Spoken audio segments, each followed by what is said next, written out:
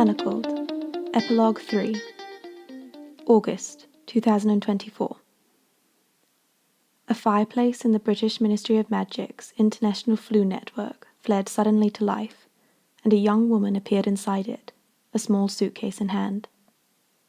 Her large, silver eyes were wide as the green flames died away, and she stepped out of the fireplace, taking in the high, vaulting ceiling of the ministry atrium before looking into the crowd of wizards and witches bustling through. "Aurora!" called a voice. Several people turned to see Ginny Weasley hurrying across the room with her son, James Potter, a few steps behind her. Ginny crushed the young woman in a hug that lasted for several minutes before stepping back and studying Aurora. Look at you! Look at you! It's been so many years. I was afraid I wouldn't recognize you, but you look just so much like your mum," Ginny said, looking as though she were on the verge of tears. Aurora smiled. "Yes," she said, in a voice that hinted a slight New Zealand accent. "Father always says that." Ginny shook her head in disbelief. "I still can't believe they finally let you come. I was sure you'd stay in New Zealand, or maybe end up in Australia. Your mum wrote that you had offers pouring in after you aced all the exams." Aurora's cheeks reddened, and she looked down awkwardly at her shoes. Ginny chuckled. "Don't blush. We all knew you were brilliant. But here you are in Britain, after all these years."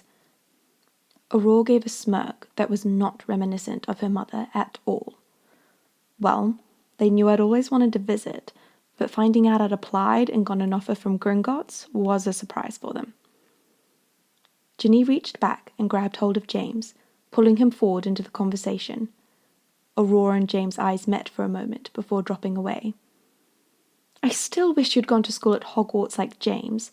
I tried to convince your mum to let you, but New Zealand was about as far as either of your parents would consider when you were 11. I know the two of you write constantly, but your studious qualities really failed to rub off intercontinentally. I'm sure you remember how James barely scraped by with the owls he needed to become an Auror. I nearly died of shame.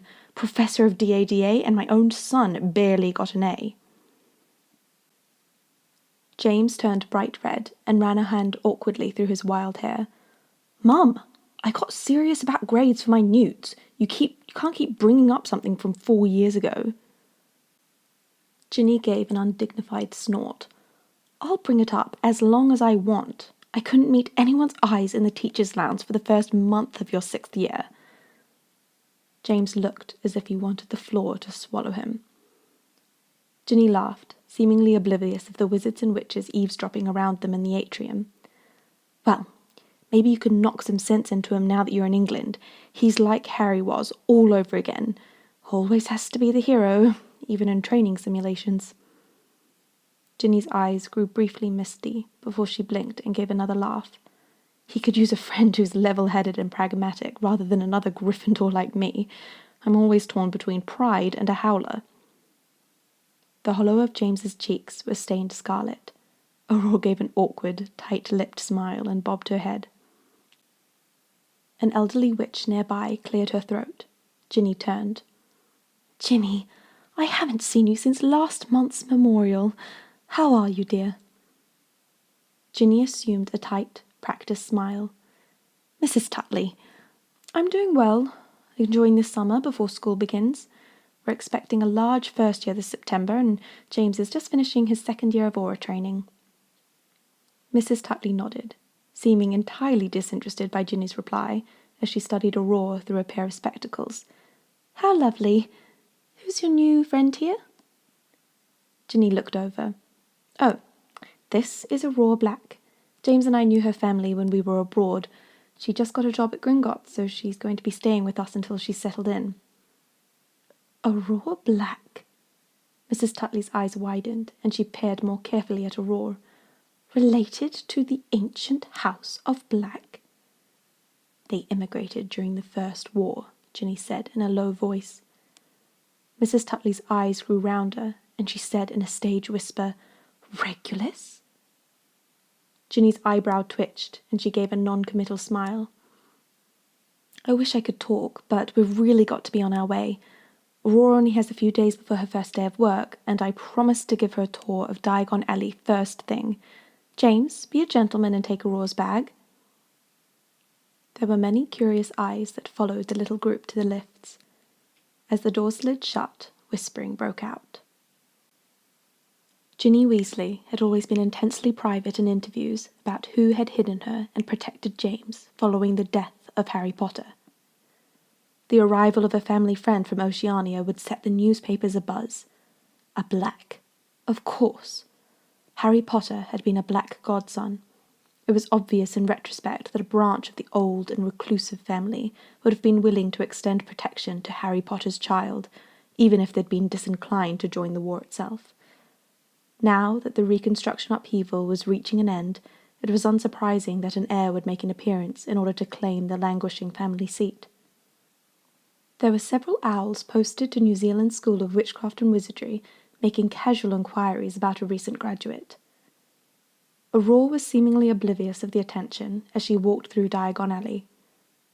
Ginny Weasley was acting as a cheerful tour guide, while James brought up the rear, alternating between eyeing his childhood friend and shooting cheeky grins at anyone he caught openly staring.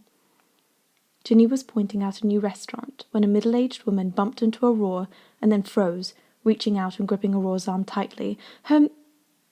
Aurora turned to stare at the stranger. The woman cut herself off, snatching back her hand and pressing it against her chest for a moment. She had several porcelain-plated prosthetic fingers. No, of course not. I'm sorry, you're not. For a moment, you reminded me of someone I knew once." Ginny turned, and a flicker of something appeared in her eyes. "Angelina," she said in a soft voice after a moment's hesitation. "This is Aurora Black.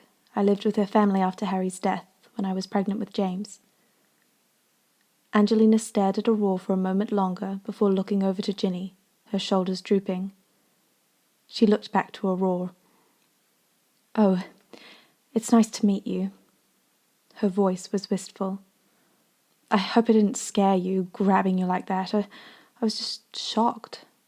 She looks a bit like Hermione did, don't you think?" Aurora's expression was blank. She looked towards Ginny. Ginny stared at Aurora as though she were trying to see what Angela was referring to. "Oh, yes, I think it's her mouth, maybe." Ginny glanced at Angelina and then back towards Aurora with a serious expression. "Hermione Granger.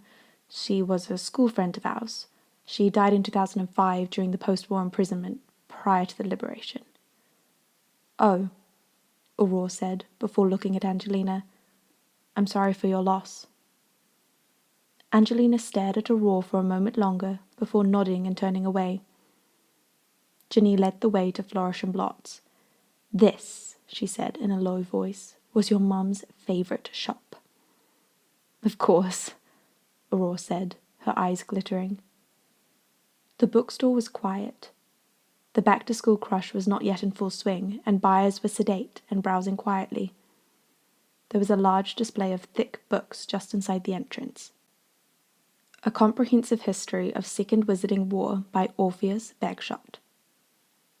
Aurora paused, staring at the books for a moment before reaching out and picking up a copy.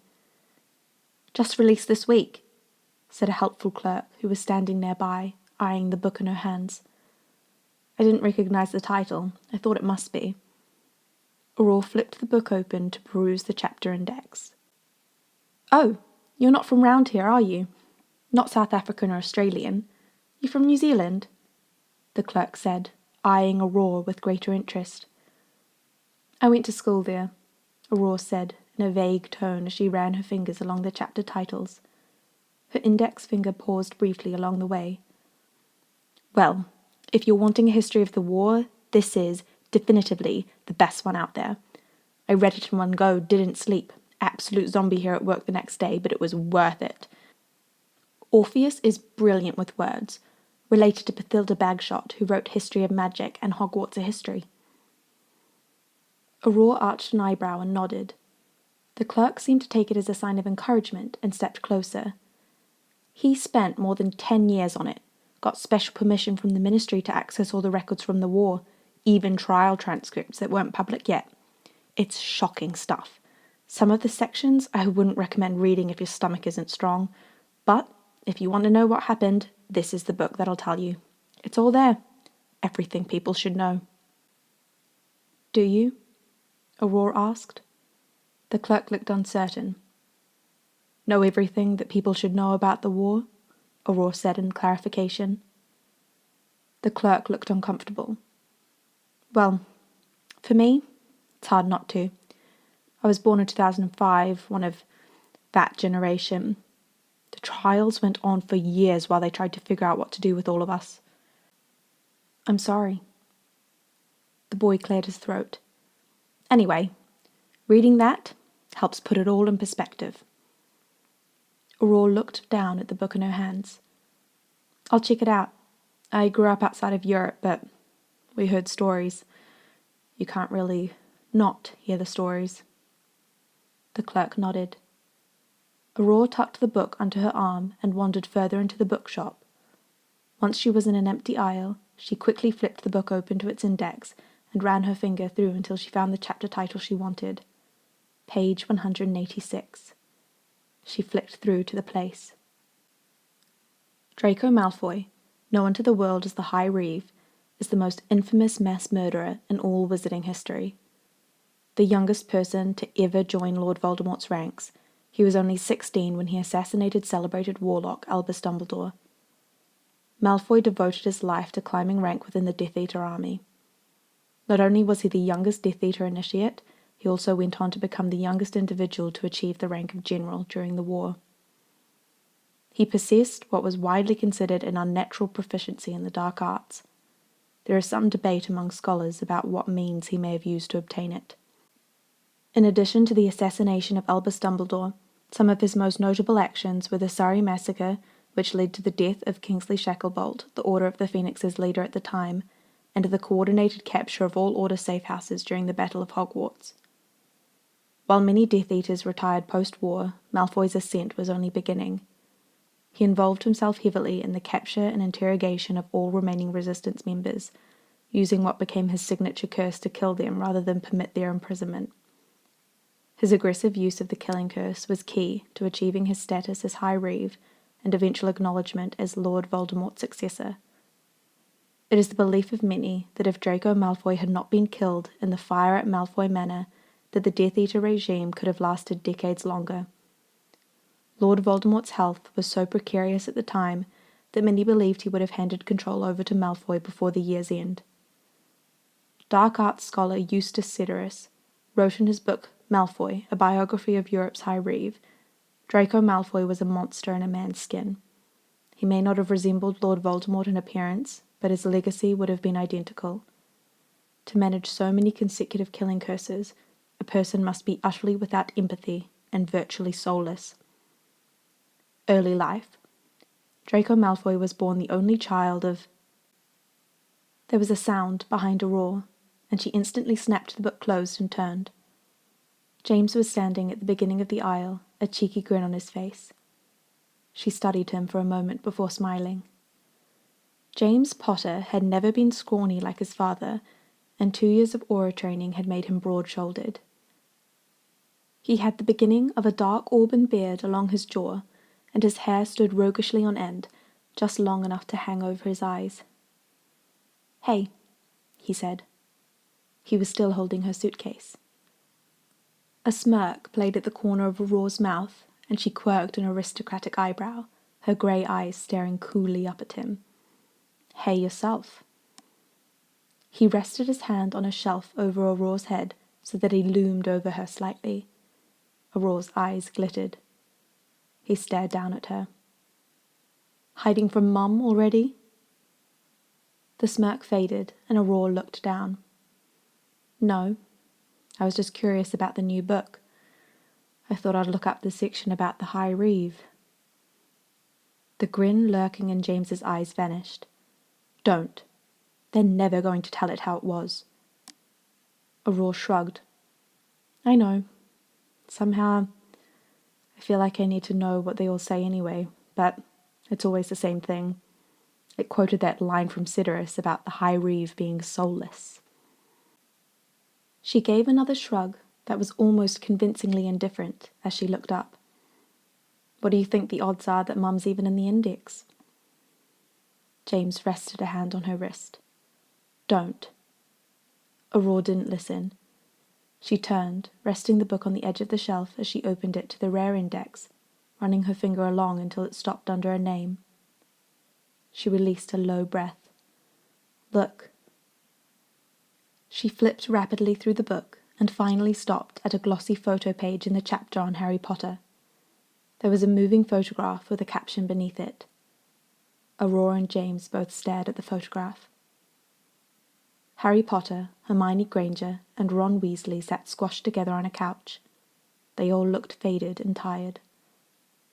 Harry and Ron's arms were slung around Hermione's shoulders as they turned their heads to stare at the camera and grinned, their eyes happy. Hermione sat in the center, so painfully thin her collarbones showed through the green jumper she wore.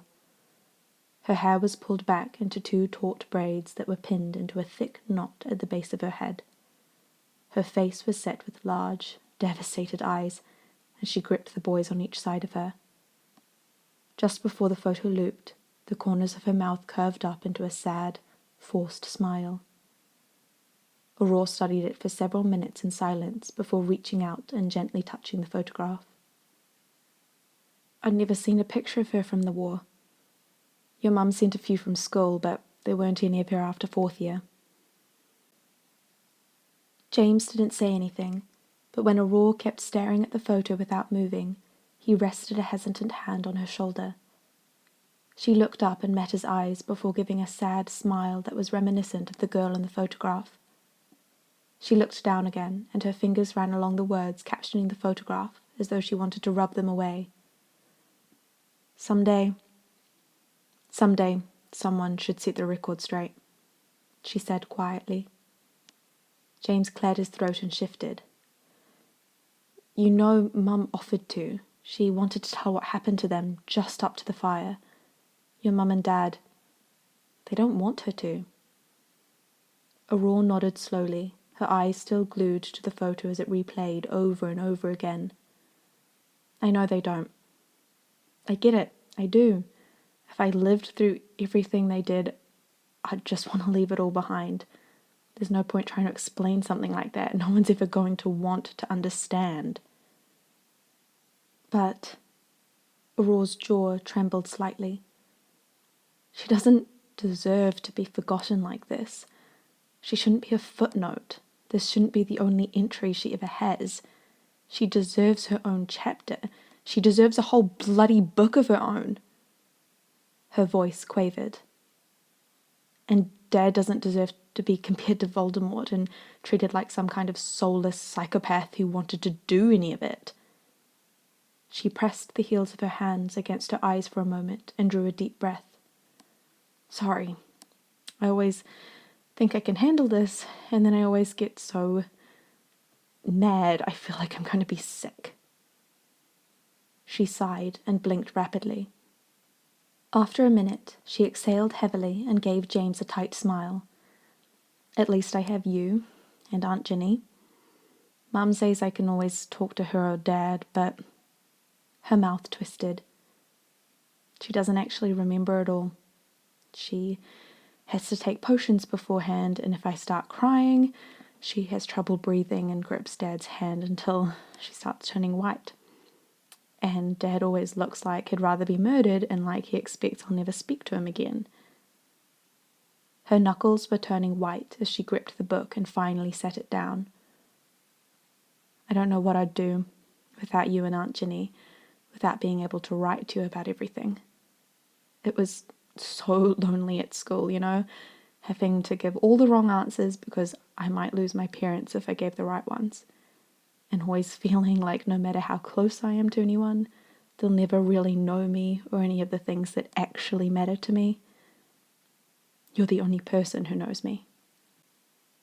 James smiled at her, his green eyes bright and earnest. You'll always have me. Aurora nodded, and after a moment she smiled slowly back at him. There was a pause as they stared at each other, as if they had only just realized they were standing alone together in an empty aisle. Aurore's breath caught slightly, and a faint flush appeared in her cheeks. James's eyes darkened, and he shifted forward, moving closer, and began to reach towards her. The bell at the door rang out sharply. James straightened, drawing his hand back and running it through his hair several times as he cleared his throat and glanced around. "You know, Mum's probably going to show up in any second if we don't go back out. But, we should talk more about..." His face was turning spectacularly red. "You know, if you want." Aurore stood frozen for a moment. "Right, we should." She nodded repeatedly and shuffled quickly past him in the aisle. They hurried back to the front of the bookstore, leaving the history book behind, still open to the page with the photograph. The photo caption read, "The Hogwarts Trio, Christmas 2002. Harry Potter, with friends Ron Weasley, see Weasley, Ron Chapter 7, and a Muggle-born witch, Hermione Granger. Granger left England at the start of the Second Wizarding War to study healing abroad. She survived the war, but died during imprisonment while a surrogate in the repopulation program. She was a non-active member of the Order of the Phoenix, and did not fight."